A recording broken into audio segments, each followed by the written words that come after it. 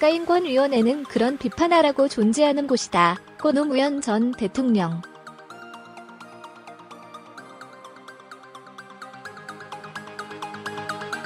(2003년) 국가인권위원회가 노무현 당시 대통령의 이라크 파병 결정에 맞서며 반대 성명을 내자 일각에서는 항명행위라고 비판했다.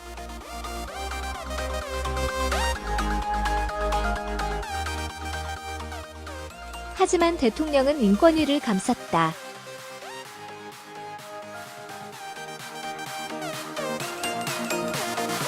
태생적으로 싫은 소리를 해야 하는 기관이라는 이유였다.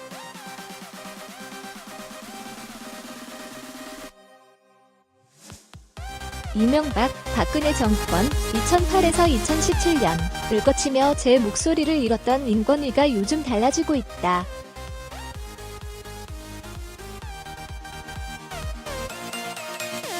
지난해 9월 최영애 68 위원장이 취임한 뒤부터다.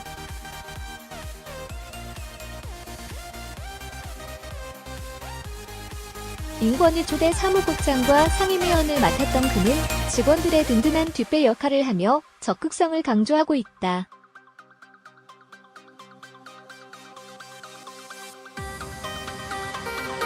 낙태죄 위헌 의견이나 난민보호 정책 재정비 요구.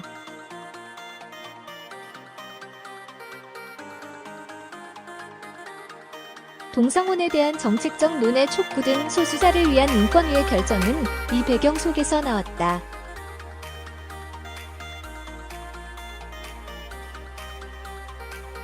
서울신문과 지난 15일 서울 중구 집무실에서 진행한 단독 인터뷰에서 최 위원장은 임기 중 가장 집중할 의제로 혐오, 차별 문제 해결을 꼽았다.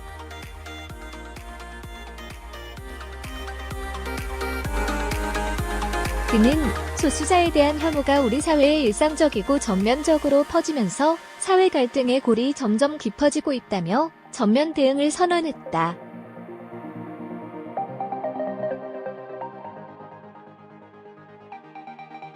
혐오는 말로만 끝나지 않는다.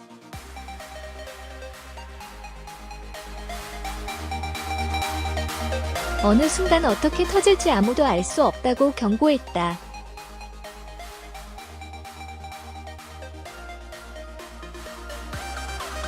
이민자 혐오 범죄로 50명이 숨진 뉴질랜드 총격 테러가 발생한 시점에 우리도 심각하게 볼 문제다.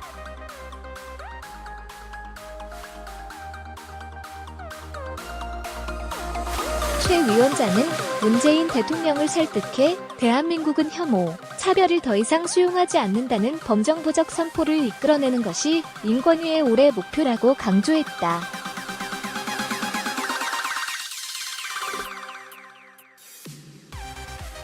최영애 국가인권위원장 클릭하시면 원본 보기가 가능합니다.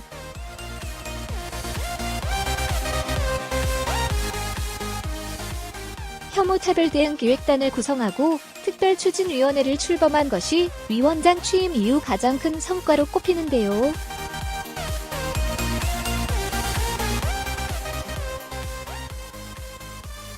혐오는 사회적 소수자에 대한 구조적 차별이자 공격입니다.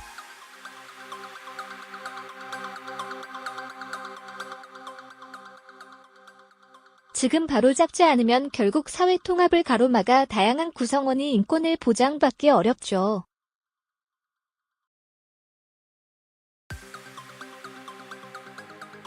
그래서 취임 때 우리 사회에서 혐오와 차별을 해소하는 것을 첫 번째 책무로 꼽았던 것이었어요.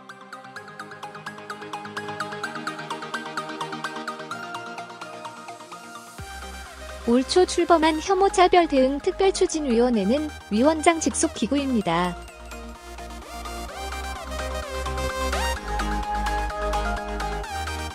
그만큼 강한 의지를 가지고 있다는 뜻이에요.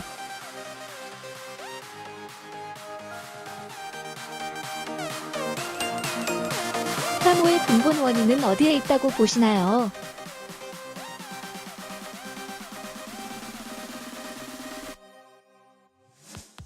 사회, 경제적으로 변동이나 어려움이 있을 때 혐오가 많이 생겨나죠.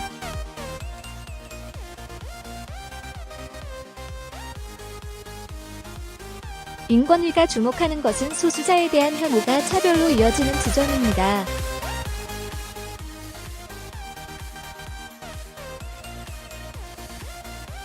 혐오와 차별은 별개가 아니라 서로의 원인과 결과로 상호작용하면서 구조화됩니다.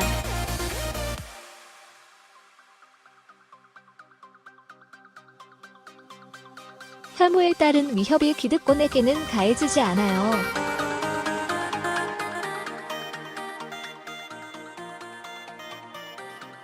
타깃은 언제나 소수자나 약자죠.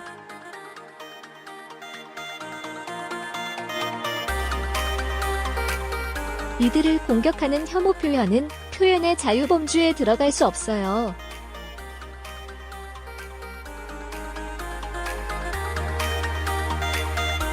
혐오 표현의 발화자가 누구인지, 이 말이 어떻게 확대 재생산되는지 그 맥락을 인권위 차원에서 분석해보려 합니다.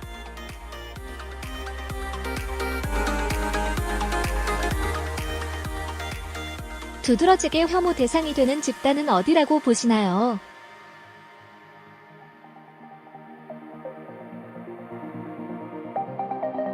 실태조사나 여론조사 결과를 보면 혐오의 주요 대상은 여성이나 이주민, 성소수자와 같은 사회적 약자들이 대표적인 것으로 나타났어요.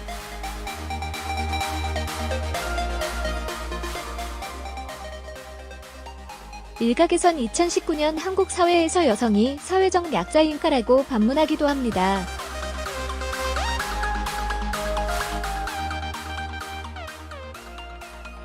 한국 사회에서 여성은 여전히 약자라고 생각합니다.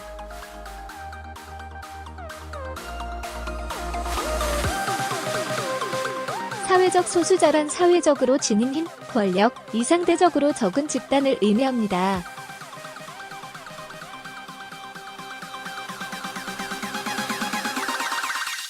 예컨대 기업에서 관리자금 여성의 숫자 등 여성이 사회적으로 지닌 권한의 척도를 보면 여전히 한국 사회는 실질적인 성평등 국가라고 말하기 어렵습니다.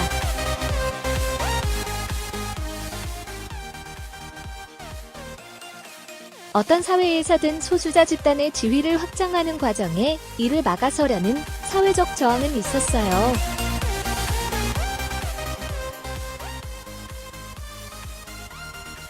지금 한국 사회는 그런 시기를 겪고 있다고 봅니다.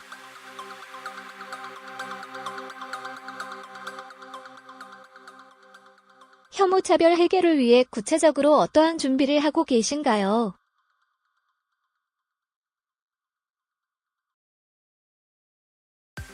우선 올해 안에 대통령이나 국무총리께 범정부 차원에서 혐오, 차별 대응을 하기 위한 대국민 정책 선언을 해달라고 설득해보려 합니다.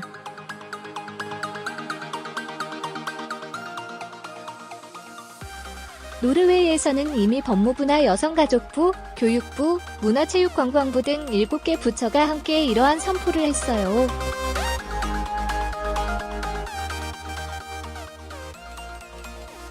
정부 차원에서 정책적으로 혐오와 차별을 더 이상 받아들이지 않는 사회를 만들자는 지향점을 함께 보여준 셈이죠.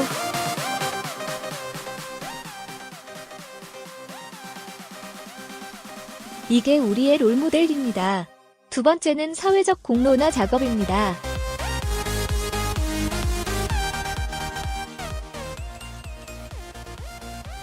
대중들에게 혐오 표현이 차별로 이어지고 결국 공존을 해친다는 것을 알리는 게 중요합니다.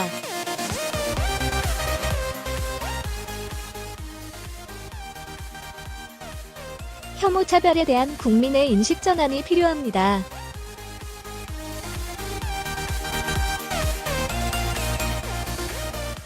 혐오, 차별 행위가 정말 위험한 일이라는 국민적 공감대를 구체적으로 어떻게 이끌어낼 생각인지요?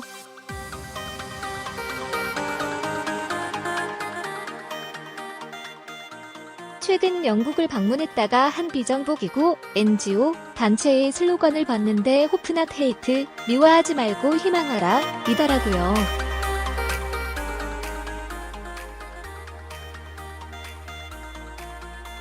배제가 아닌 포용의 방식으로 혐오, 차별 문제를 해결해야겠다는 생각이 들었습니다.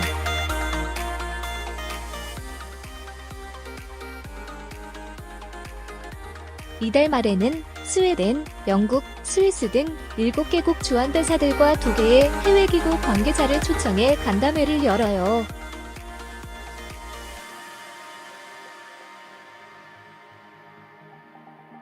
각 사회가 혐오차별 문제를 어떻게 극복해왔는지, 또 왜 극복해야 하는지 이야기를 듣고자 하는 거죠.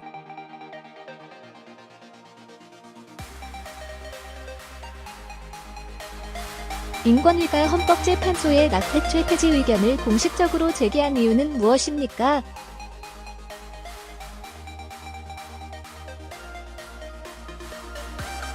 낙태를 형벌로 처벌하는 건 여성의 기본권 침해라는 의견을 담아 헌재에 표명했습니다.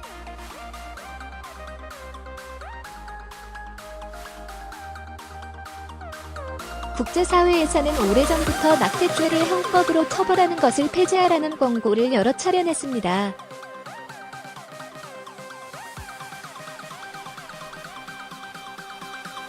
대표적인 가톨릭 국가인 아일랜드 역시 얼마 전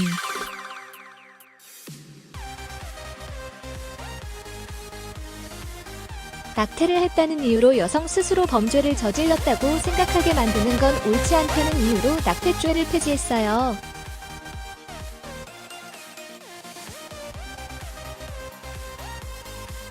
우리 인권위도 낙태죄에 대해 어떠한 예외 사항도 두지 않은 채 전면 금지하는 것은 과도하다는 입장을 낸 거예요.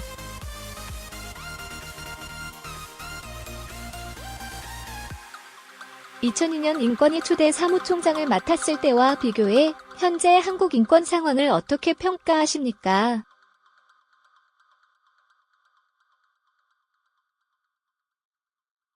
인권 감수성이 오히려 퇴보했다는 의견도 있는데요.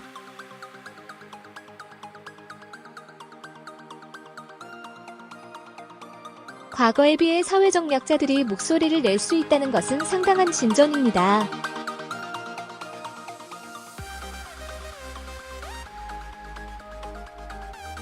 작년 미투 나도 피해자다 만 보더라도 놀랍습니다.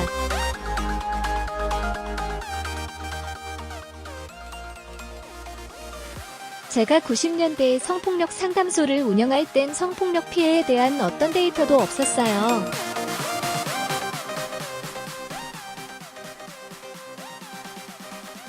심지어 국회에 성폭력 특별법을 제정해달라고 촉구했을 땐 성폭력 공화국이라고 전 세계에 알릴 참이냐고 꾸짖는 의원들의 반대에 부딪혔죠.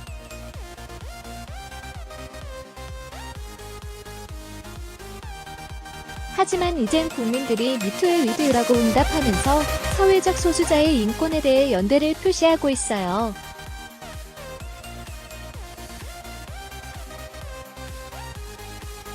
이건 국민들의 인권 감수성이 높아졌기 때문에 나올 수 있었다고 봐요.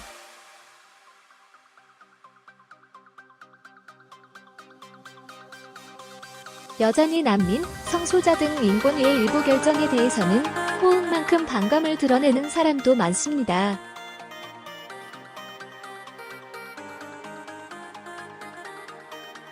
인권은 우리가 처한 사회 현실 속에서 치열한 논쟁을 통해 발전했습니다.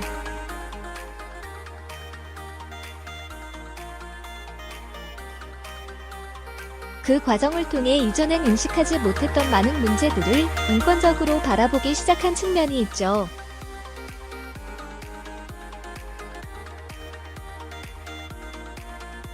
위원회의 활동에 대해 다른 의견을 가진 분들도 계실 겁니다.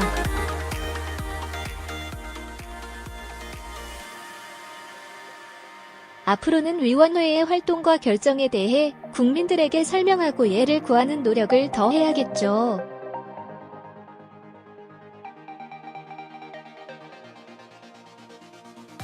또 중요한 인권 사안을 결정하는 과정에서 더 다양한 사회적 의견을 청취하고 반영할 수 있도록 노력할 겁니다.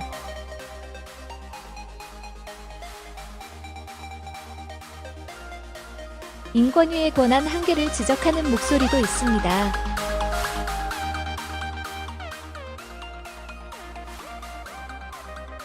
일선 부처나 민간 기관이 권고를 받아도 강제가 아니니 받아들이지 않으면 속수무책이라는 것인데요.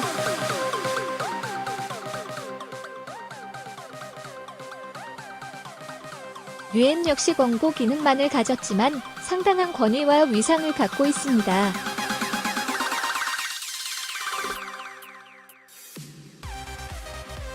광고가 제한적으로 보이겠지만 포괄적이고 유연한 개념이라 더 많은 것을 보섭할 수 있다고 생각합니다.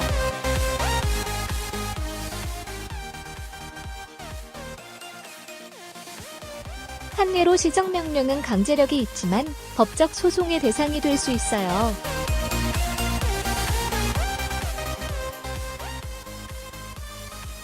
인권위가 다른 부처와 행정소송에만 매달릴 수 있다는 얘기입니다.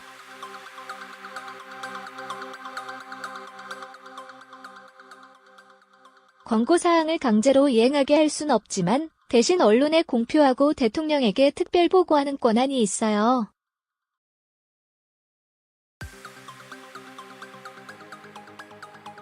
최근 인권위의 다양한 권고와 결정은 사회적 수준보다 반발 앞서는 것으로 사회적 이슈를 공론화하고 합의를 이끌어내는 데에 기여하고 있다고 생각합니다.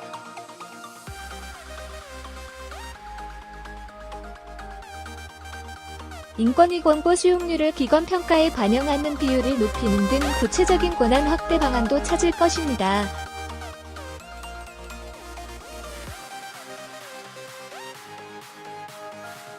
우리 정부가 큰 그림의 인권 비전을 가지지 못했다는 지적이 있습니다.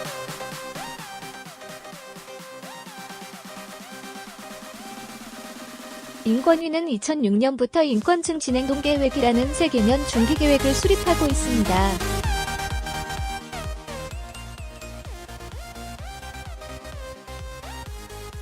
(2018년부턴) 제5기 인권행동 증진 계획을 수립해 진행하고 있는데요.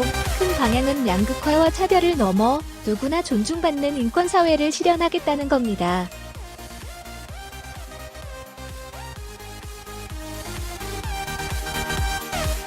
미래지향적으로는 인권을 확장하고 다원화하려고 합니다.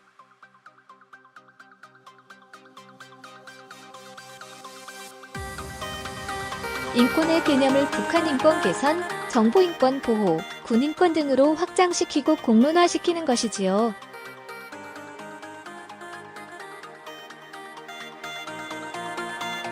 이 모든 것을 담아내기 위해선 인권기본법, 인권교육기본법, 차별금지법을 제정하는 것이 꼭 필요하다고 보고 진행 중입니다.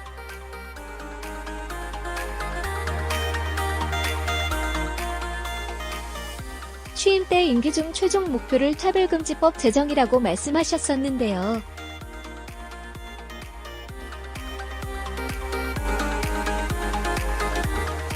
이 목표는 변함없습니다.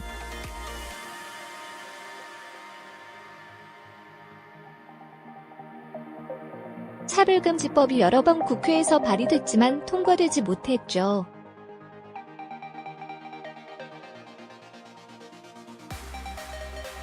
차별금지법은 곧 성소수자를 지원하는 법이란 오해가 있는 것 같아요.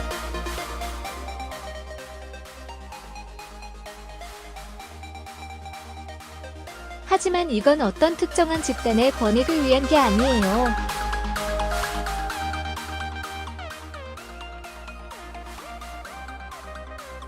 모든 구성원들의 평등권과 인권을 보장하는 사회로 나아가자는 의미이죠.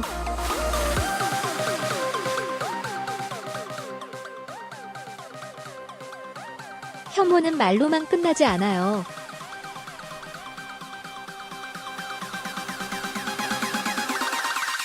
그 증오와 대립이 어떤 폭력과 위협으로 나아갈지는 아무도 모릅니다.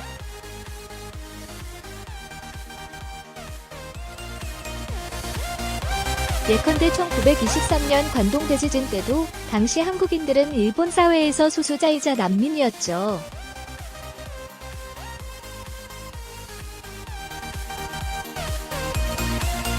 지진 발생이 한국인과 전혀 관련이 없음에도 일본은 국민 불만을 돌리기 위해 한국인이 폭동을 일으키려 한다며 거짓 소문을 내기도 했어요.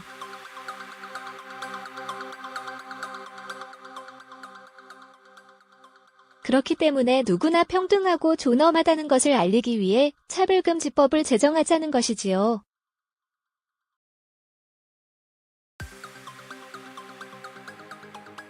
서두르지 않고 조금씩 쌓여가고 있는 국민적 공감대와 공론화를 기반으로 제도적 기반을 차근차근 만들어 가겠습니다.